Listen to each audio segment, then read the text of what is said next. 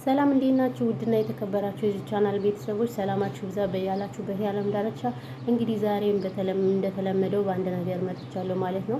እሱ ምንድነው ወዴት ነው ምናምን ካላችሁ ያው እኛ ስደተኞችን ወይንም አረብ ሀገር የምንመለከት ልጅ እያጠነጠነ ርዕስ ነው ይዤ የመጣሁት ማለት ነው። በመጀመሪያ ለቻናሉ አዲስ ከሆናችሁ ሰብስክራይብ አድርጋችሁ ቤተሰብ ሁኑ ማለት ነው። ቤተሰብ ስለምትሆኑ እናመሰግናለን። ሀሳብ አስተያየት ካላችሁ እንዲሁም ከልብ ነው እና ሀሳብ አስተያየት ካላችሁ ኮሜንት ላይ ያስቀምጡልን። ባይዘው ሙቀት አለ ብታዩ አሁን እኛ ጋር ፊት የራሱን ላበጥ ጥምቅ እያለ ነው ማለት ነው። እና ዛሬ የመጣሁበት በጣም ያዘንኩበት እንግዲህ ከታምቤሉ ላይ እንዳያችኋት አንዲት እናታችን ልጇ በመጣች በአመቷ ይመስለኛል እንግዲህ ባልሳሳትም ተገላ እንግዲህ በጣም በሚያሳዝን ሁኔታ ከዚህ እንደተቀበረች ቪዲዮ ወጥቷል። ትናንትና ሀቢባ ቤት ማለት ነው። እኔ የኛ መከራ እውነት ለመናገር መቼ እንደሚያልቅ አላውቅም። መቼ በየጊዜው በሀገራችን እንደምታውቁ ሳውዲ አረቢያ በርካታ ወገኖቻችን ይገደሉ ተብለው እንግዲህ በመከራ ላይ ያለ ሀገራችን ኢትዮጵያም እንደምታውቁት አሁን ጦርነት ባለበት ጊዜ ምርጫ እየተባለ እሱን በተመለከተ ህዝብ ዓለም እየተነቃነቀ ነው። ስለዚህ ምንድነው መከራችን? እውነት ለመናገር በጣም ነው ያዘንኩት። እንግዲህ ሴታችን ከመጣች 1 አመቷ ነው ተብሏል። ገና ወጣት ናት፣ ገና ልጅ ናት፣ ገና በጣም ብዙ ነገር የሚጠበቅባት ናት። ገና በጣም ልጅ ናት። ገና አንድ ፍሬ ልጅ ናት። እንግዲህ ምንድነው ያሉት አረቦች ቡዳነሽ ተብለሽ ቡዳነሽ ልጃችን በልተሽዋል እና አንቺ ምን ካላልሽ ነው ልጃችን አይድንም ተብሏል ብለው እንግዲህ እንዳሏትና እዛ ሊገሏት ነው ምናምን ሲባል ውጭ ወጣች። ውጭ ከወጣች በኋላ መክተብ ሄደች ነው ምናምን ብለው እዛ መክተብ ተብዬዎች ራሱ ራሷን እንዳጠፋች አድርገው እንግዲህ የዚችን የመሰለች ህፃን ልጅ ህይወት ቀጭተዋት እሱ ብቻም ሳይበቃቸው እንግዲህ ሀገራችሁ ልንልካት ነው 6000 ሪያል ክፈሉንና ወደ ሀገር እንልካለን አስክሬን ብለው፣ ነገር ግን እናቷ በዚህ ልክ እያለቀሱ በዚህ ልክ መከራ እያዩ ምንም በተመለከተ ነው ቅበሩ ሳይባል ቤተሰብ ሳይፈቅድ እችን ህፃን ልጅ እንግዲህ ቀብረው እናታቸው በዚህ ልክ እያለቀሱ ነው ያሉትና ለዚህ ሁሉ ተጠያቂ ማን ነው? እውነት ለመናገር የኢትዮጵያ መክተብ ዝም ብለው በየትኛውም ዓለም ሀገራት በሙስና የተዘፈቁ የትኛውም አረብ ሀገር የተዘፈቁ ሙስና ሙስና ነው የሚሰሩት። ምክንያቱም እዛ አልበቃቸው ብሎ ኢትዮጵያ የሚሰሩት ተንኮል ምናምን አልበቃቸው ብሎ ከሀገራቸውም ተከትሏቸው መጥቷል። በነገራችን ላይ ይሄ ነገራቸው ሀገራቸውን ራሱ ተከትሎ ነው የመጣው። አልለቀቃቸውም። በቃ ከፊት እነሱ ከፊት ተንኮላቸው ሙስናቸው ምናምን ሰንደድ ከኋላ እየተከተላቸው መጣና የምር በጣም ነው የሚያሳዝነው በጣም። ስለዚህ ለዚህ ሁሉ ተጠያቂ እነማን ናቸው? ከፊሎች ናቸው ወይስ መክተቦች ናቸው? እነማን ይሁን ተጠያቂ? ለዚህ ሁሉ ተጠያቂ መክተቦች ናቸው ተጠያቂ። መክተብ በአንደኛ ደረጃ ተጠያቂ ነው። ምክንያቱም እነሱ እየሸፋፈኑ ነው ያሉት። እነሱ ሸፋፍነው ነው ቤተሰብ ቅበሩ ብሎናል አለኬፈውም እነሱ በራሳቸው ጊዜ ማለት ነው። በነገራችን ላይ የእነሱ እንዴት እንደሆነ አላውቅም እንጂ ሳውዲ ላይ የማንኛውም ዜጋ አስክሬን አይቀበርም። በዚሁ አጋጣሚ ገንዘብ ተከፍሎ ምናምን ነው የሚቀበረው ታውቃላችኋል። ስለዚህ እነዚህ ሰዎች ደግሞ በህዝብ የጨቀዩትን ገንዘብ ከፍለው ነው የቀበሯት ልጅቱን አለቀ ደቀቀ እንጂ ማንኛውም ሰው ዝም ብሎ አይቀበርም። ማንኛውም ሰው ሳውዲ ላይ አመልያ መሆን አይችልም። ቤተሰብ ተጠይቆ የሚፈርም ሰው ተፈልጎ ምናምን ነው። እኔ ከአሁን በፊት እግሬን በጣም ታምሜ ነበረ ማለት ነው። እና እግሬን ታምሜ በጣም ይደማ ነበረ፣ ይመግል ነበረ ምናምን ነገር እና ውስጡ ለካ እንትን ገብቶ ነው ብርጭቆ ነገር ምናምን ገብቶ ነው ገባችሁ።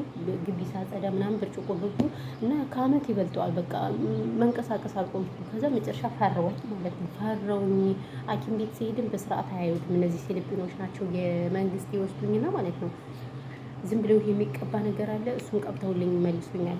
ከዛም በኋላ ምንድነው ይደማል፣ ድጋሚ ይደማል፣ ይመግላል። በቃ ምንም መፍትሄ ላገኝ አልቻልኩም። በየጊዜው በቃ ካልሲ ካለበስ አልንቀሳቀስም። እስኪ ካልሲ ልልበስና ይደርቅ እንደው ምናምን ብዬና መጨረሻ ላይ ደነገጥኩ። ስደነግጥ ነገርኳቸው። በቃ ኦፕሬሽን አድርጉ ምናምን ብዬ ስላቸው ኦፕሬሽን መሆናቸው የሚያሉኝ የሆነ ነገር ብትሆኚ ለአንቺ የሚፈርም ሰው ያስፈልጋል። ስለዚህ እኛ ማድረግ አንችልም፣ ግዴታሽ ወደ ሀገር መግባት ነው። ከዛ ውጭ ግን አትቺ ምናምን ተባልኩኝ። እና ይሄ ነው ያለው ነገር ማለት ነው። እውነተኛ ህግ ካለ ይሄ ነው እንጂ ማንኛውም ሰው ዝም ብሎ አያደርግም። ገባችሁ? ከዛ መጨረሻ ላይ በቃ ምንድነው ያደረኩት? ራሴ ዝም ብዬ ሽንት ቤት ገባሁኝና ማለት ነው በቃ የፈለገው ይምጣልኩኝና ራሴን እንደዚህ ጠመጠምኩት። በጣም በትልልቅ የራስ ማሰሪያ ድብን እየጠመጠምኩት ከዛ መርፌ ትልቅ መርፌ ነበር እንደዚህ በቃ ውስጥ ነው የገቡበት እግዚአብሔር። ከዛ እሱ ገባበት በቃ ብርጭቆ ነው የወጣው ውስጡ ብርጭቆ ወጡ በቃ በጣም የሚያስፈራ ነገር ወጣ ማለት ነው። በራሴ ጊዜ እዛ ሽንት ቤቱ ደግሞ አይታይም ደግሞ ጥልቅ አለ። ከዛ ለተወሰነ ጊዜ ካልሲ ለብሳለሁ ቡና ዱቄት ነሰነስኩበት እግዚአብሔር ይመስገን ጥሩ አይጣለኝም። ደረቀ እሱም ነገር ማለት ነው። በሳምንቱ ምናምን ለካ በፊት ብርጭቆ ነበር። ከዛም በፊት እኮ አመት ከግማሽ ኧረ የሆነ ከዛ በቃ በጣም ተሰቃይቼ ነበረ። የሰው ቤት ነገር ታውቁታላችሁ። አሁን በቃ በጣም በተለያየ ነገር እና እንደዛ ሆነልኝ ማለት ነው። ስለዚህ ምን ልላችሁ ፈልጌ ነው እቺ ልጅ አሁን የቀበሯት ገንዘብ ከፍለው ነው እንጂ ዝም ብሎ አይቀብርም። የሳውዲ መንግስት እንደዚህ አይደለም። ገባችሁ? እና እኔ በጣም ነው ያዘንኩት። ብቻ በጣም ከባድ ነው። በጣም በዚህ ልክ እኔ ምን እንደምል አላውቅም። እውነት ለመናገር ቤተሰቦች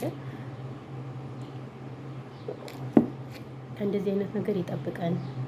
እንግዲህ አረብ ሀገር ላይ የምንኖር ልጆች ብዙ ጊዜ ከአረቦች ጋር እኛ የቆየ ልጆች እነሱን ጸባይ እናውቀዋለን። በነገራችን ላይ የቆየ ልጆች ያልቆያችሁ ልጆች ጸባያቸውን አታውቁትም።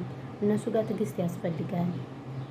ሰምታችሁ እንዳልሰማችሁ ነገሮችን ሰከን ባለ መንገድ ማየት ያስፈልጋል።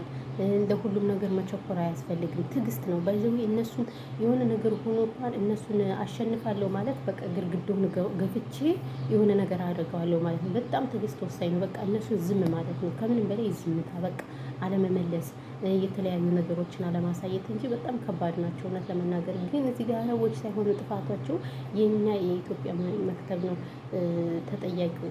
እና እኔ በጣም ያዘንኩት እውነት ለመናገር ግን እኔ ምን እንደምል አላውቅም ነው እግዚአብሔርን።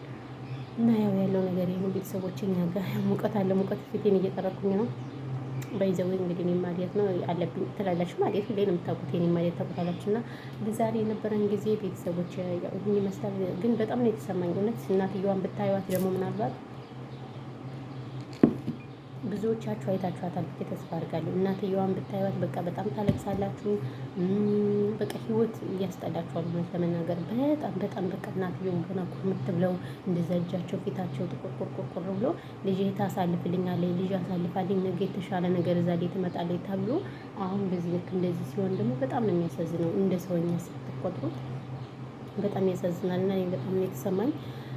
ብቻ ከእንደዚህ አይነት ነገር ይጠብቃችሁ። ሁላችሁንም ትዕግስት ይኖራችሁ። በተለይ አሁን ለእንደዚህ አይነት ነገር ተጋላጭ የምትሆኑት አዲስ የምትመጡ ልጆች ናቸው። አዲስ የምትመጡ ልጆች ትዕግስት ያስፈልጋችኋል። መረጋጋት የሚባል ነገር ያስፈልጋችኋል። እና ያው ይሄ ነው። ሌላም በእርግጥ ምንም ልጅቱ ጥፋት አለባት እያልኩኝ ሳይሆን ግን ደግሞ በብዛት አሁን ተጋላጭ ሆኑ የሉት አሁን የሚመጡት ናቸው። በተለያየ ነገር ስናያቸው የሚያሳዝኑትና ለዛ ነው። በተረፈ ግን ወዶቼ፣ ማሮቼ፣ ፍቅሮቼ ይሄ ነው የምላችሁ። የምር በጣም ያሳዝናል። ለማንኛውም ፈጣሪ ሰላሙን ያምጣልን፣ እንደዚህ አይነት ነገር ይጠብቀን ነው የምልህ። እኔ ሌላ ምንም የምለው ነገር የለም። በጣም ነው ያለቀስኩት። ግን ሳያት ገና ልጅ ነች፣ ገና ወጣት። ፈጣሪ ትዕግስቱን ስጠኝ። ገና ልጅ ሮጣ ያልጠገበች ልጅ ናትና ይሄን ያለው ነገር። በተረፈ ሰላማችሁ ብዙ ትርፍርፍ ይበለልኝ። ሰላማችሁ ብዛሽ ሁሉች